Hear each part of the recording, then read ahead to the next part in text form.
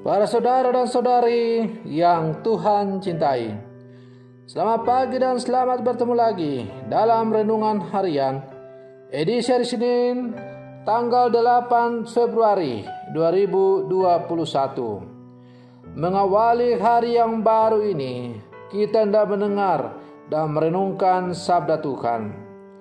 Marilah sebelum kita mendengar dan merenungkan sabda Tuhan, kita berdoa. Dalam nama Bapa dan Putra dan Roh Kudus. Amin.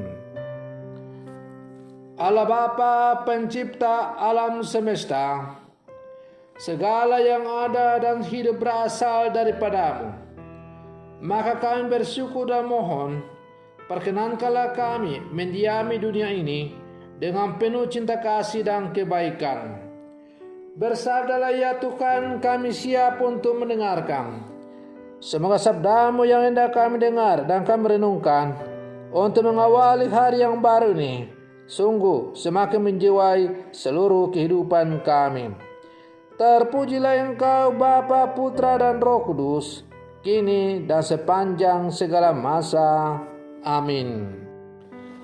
Para saudara dan saudari yang Tuhan cintai, sabda Tuhan yang hendak kita dengar dan kita renungkan untuk mengawali hari yang baru ini diambil dari Injil Markus pasal 6 ayat 53 sampai 56. Tuhan sertamu.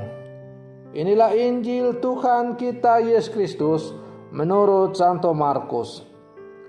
Pada suatu hari, Yesus dan murid-muridnya mendarat di Genesaret dan berlabuh di situ. Ketika mereka keluar dari perahu, orang segera mengenal Yesus. Maka berlari-larilah mereka ke seluruh daerah itu dan mulai mengusung orang-orang sakit di atas silamnya kepada Yesus, di mana saja kabarnya ia berada. Kemanapun Yesus pergi, ke desa-desa, ke kota-kota, atau ke kampung-kampung, orang meletakkan orang-orang sakit di pasar dan memohon kepadanya supaya mereka diperkenankan hanya menjamah jumbai jubahnya saja. Dan semua orang yang menjamahnya menjadi sembuh. Demikianlah Injil Tuhan. Para saudara dan saudari yang Tuhan cintai, kehadiran Yesus selalu mendatangkan antusias, sukacita, dan kegembiraan bagi orang-orang yang membutuhkannya. Bukan hanya itu saja, kehadiran Yesus juga mendatangkan solusi bagi orang-orang yang dirundung permasalahan. Misalnya, orang-orang yang menderita sakit. Maka dalam bacaan Injil hari ini, kita mendengar bagaimana ketika Yesus tiba di daerah Genesaret, Yesus langsung dikenal oleh orang-orang yang ada di situ. Karena itu kehadiran Yesus disambut dengan penuh sukacita, karena Yesus adalah solusi atau jalan untuk membebaskan mereka dari penderitaan, khususnya orang-orang sakit. Dan karena itu kehadiran Yesus disambut dengan sukacita, maka mereka membawa semua orang sakit berbondong-bondong meletakkannya dan meminta supaya Yesus itu menyembuhkan mereka. Bahkan mereka berkeyakinan bahwa hanya dengan menjamah jubahnya saja maka orang akan sembuh. Para saudara dan saudari yang Tuhan cintai, kekuatan kuasanya mengalahkan segala bentuk penyakit dan kelemahan badan manusia. Dan untuk mendapatkan rahmat sebesar itu, orang-orang harus berlari-lari untuk menolong sesamanya yang sakit dan mengantarnya kepada Yesus. Ada respon positif yaitu upaya dan perjuangan fisik serta sikap solidaritas dan tolong menolong, terutama bagi mereka yang sakit supaya bisa mendatangkan rahmat penyembuhan itu. Para saudara dan saudari yang Tuhan cintai. Maka lewat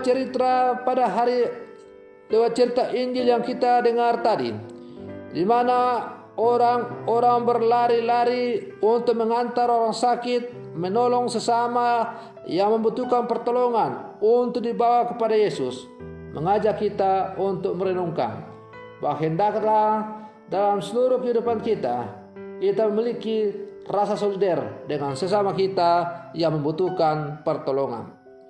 Karena kita adalah alat perpanjangan tangan dari Tuhan untuk menolong mereka supaya mereka bisa diantar bertemu dengan Tuhan. Para saudara dan saudari yang Tuhan cintai, di titik ini kita disadarkan untuk membuka diri kita supaya bisa menolong sesama yang sakit dan mengantar mereka kepada Yesus guna mengalami penyembuhan. Yesus bisa hadir dalam diri para perawat dan para dokter serta tenaga medis lainnya, ataupun orang-orang yang diberi karunia khusus.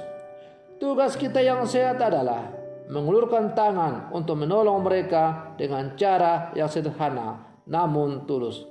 Maka Tuhan pasti akan membalas segala kebaikan yang kita lakukan. Para saudara dan saudari yang Tuhan cintai, siapapun kita tidak mungkin hidup seorang diri. Siapapun kita pasti membutuhkan uluran tangan orang lain. Bahkan siapapun kita, sejak kita di dalam rahim kandungan ibu kita telah membutuhkan orang lain. Misalnya, ketika kita lahir, kita membutuhkan tangan orang yang membantu untuk kita lahir. Ketika kita sakit, kita membutuhkan tangan orang yang merawat kita. Ketika kita mau sekolah, kita membutuhkan sesama kita untuk mendidik kita supaya kita menjadi orang yang pintar. Singkatnya, bahwa seluruh kehidupan kita saling membutuhkan satu sama lain. Oleh karena itu, sebagaimana digambarkan dalam Injil tadi, orang-orang menyatakan rasa solidaritas dengan menolong orang yang sakit, sesama yang sakit, dengan berbondong-bondong mengantar orang sakit kepada Yesus, mengajak kita supaya dalam seluruh kehidupan kita juga selalu saling solider satu sama lain. Siapapun kita, pada saat-saat tertentu pasti kita membutuhkan bantuan sesama kita. Oleh karena itu, hidup bersama, hidup dalam suasana kebersamaan haruslah kita pupuk dalam seluruh kehidupan kita sebagai murid-murid Yesus. Para saudara dan saudari yang Tuhan cintai, semoga permenungan saya untuk mengawali hari yang baru ini semakin menyadarkan kita sebagai makhluk-makhluk sosial untuk semakin menyadari bahwa kita saling membutuhkan dalam kehidupan ini. Maka mari kita saling tolong-menolong, saling menguatkan, saling membangun persaudaraan untuk menuju kepada Yesus. Semoga kita semua akhirnya mengalami persekutuan yang intim dan erat di dalam kesatuan dengan Tuhan kita Yesus Kristus. Semoga demikian. Selamat pagi. Tuhan Yesus memberkati.